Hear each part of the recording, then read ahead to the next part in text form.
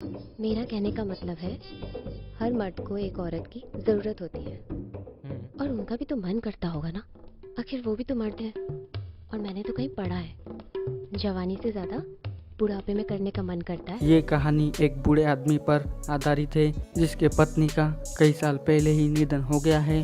अब इस बूढ़े आदमी चंपक को अपनी भौतिक इच्छाओं को पूरा करने के लिए उसको एक महिला की ज़रूरत है, लेकिन वो उसे कैसे मिलेगी ये जानने के लिए इस वीडियो को पूरा देखिए।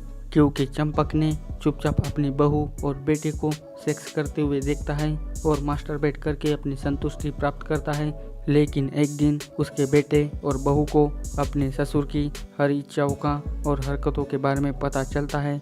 इसीलिए उसकी बहू अपनी रिश्तेदार चाची से उनके साथ रहने के लिए कहती है। अब इन चारों के बीच क्या गोलमाल होने वाला है ये जानने के लिए प्लीज़ इस वीडियो को पूरा ज़रूर देखिए। तो कहानी की शुरुआत होती है दिनेश और सुंदरी से, जो अपने रात को रंगीन करना चाहते हैं।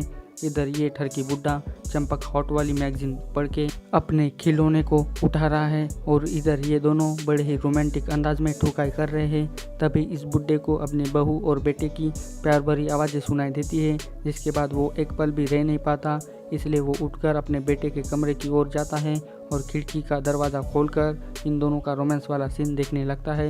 इन दोनों को ऐसा रोमांस करते देख चंपक का तोता भी खड़ा हो जाता है, जिसके बाद वो वहीं रहकर इन दोनों को देखकर खड़े खड़े ही मुठ मारने लगता है। तभी दिनेश को भनक लगती है कि कोई बाहर है, तो देखने वो आता है, जिसके बाद चंपक वहाँ से चला जाता है और अपने कमरे में आकर मुठ मारने लगता है। फिर अगले दिन दिनेश अपने काम पर जाने लगता है।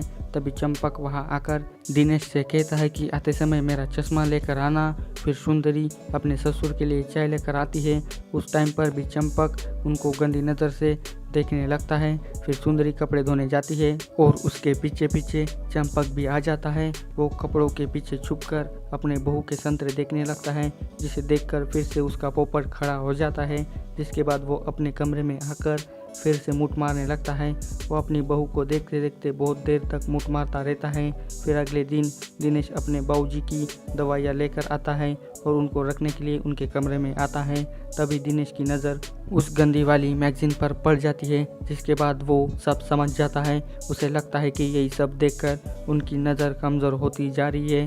फिर रात को चंपक फिर से अपने बेटे और बहू का रोमांस वाला सीन देखने के लिए आता है। वो खिड़की खोलकर इन दोनों को घपाघप करते हुए देख लेता है, जिसके बाद फिर से उसका पोपट खड़ा हो जाता है और वो वहीं पर मुठ मारने लगता है। पर इस बार दिनेश की नज़र उन पर पड़ जाती है, जिसके बाद वो टुकाई करना बंद कर देता है और बाहर आकर अपने बाप से क्या चाहिए ये पूछने लगता है। फिर चंपक कुछ नहीं चाहिए कहकर अपने कमरे में जाता है। फिर दिनेश कमरे में आकर सुंदरी को सब बता देता है। इसके बाद सुंदरी कहती है कि हर मर्द को एक औरत की ज़रूरत होती है, उनका भी मन करता होगा ना। मैंने तो कहीं पढ़ा है कि जवानी से ज़्यादा बुढ़ापे में करने में मन करता है। तो दिनेश इसकी बातें सुनकर कुछ आइडिया देने के लिए कहता है। तो सुंदरी अपनी चाची के बारे में बताने लगती है। वो कहती है कि उनके पति को गुजरे हुए कई साल हो गए हैं, तो मैं सोच रही हूँ कि हम उन्हें अपने साथ रख लेते हैं, उनका भी भला हो जाएगा और बाबूजी को भी संभोग करने के लिए साथी मिल जाएगी। अब दिनेश को ये आइडिया अच्छा लगता है, जिसके बाद वो सहमति दे देता है। अब अगली सुबह बाबूजी दिनेश से अपने बहू के बारे में पूछने लगता है। तो दिनेश कहता है कि वो आज सुबह ही अपनी मौसी उर्मिला को लाने के लिए गाँव गई है। ये बात सुनकर चंपक बहुत ही उछलने लगता है, जैसे कि इसकी सेटिंग पहले से ही लगी हो। फिर दोपहर को सुंदरी और उर्मिला रिक्शा पर बैठकर अपने घर आती है। फिर चंपक और दिनेश उर्मिला का स्वागत करते हैं। इधर दिनेश भी उर्मिला को देखकर उसके प्यार में डूबने लगता है। वो मन ही मन में इनकी सील तोड़ने का प्लान बनाने लगता है। फिर सभी लोग घर के अंदर जाते हैं। फिर चंपक अपनी मैगजीन पढ़ने लगता है। तभी उर्मिला चाय लेकर वहाँ आ जाती है। फिर उर्मिला चंपक के साथ बड़ी रोमांटिक भरी बातें करने लगती है और फिर दोनों बहुत ही बातें करते हैं और उर्मिला शर्मा के वहाँ से चली जाती है। फिर रात को सुंदरी और दिनेश फिर से घपाघप करने के मूड में आ जाते हैं और पहले की तरह ही फिर से बाबूजी इन दोनों को देखने खिड़की के पास आता है। इस बार भी दिनेश की नज़र अपने बाबूजी पर पड़ जाती है, पर इस बार वो नहीं रुकते। तभी इधर से उर्मिला भी अपने कमरे से बाहर आती है और उनकी नज़र समधी पर पड़ जाती है। वो सोचने लगती है कि क्या देख रहे होंगे।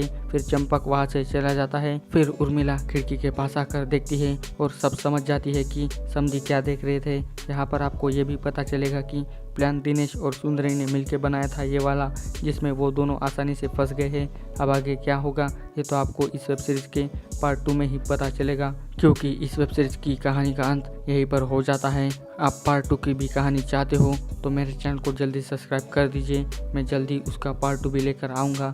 अगर बात करें इस वेब सीरीज़ की स्टारकास्ट की, तो इस वेब सीरीज़ में आपको मिष्टी बासु और राजश्री वर्मा लीड रोल में दिखाई देने वाले हैं। दोनों ने मिलकर बहुत ही अच्छी एक्टिंग की है और आपको इसमें काफ़ी एंटरटेनिंग वाले सीन्स देखने को मिलने वाले हैं।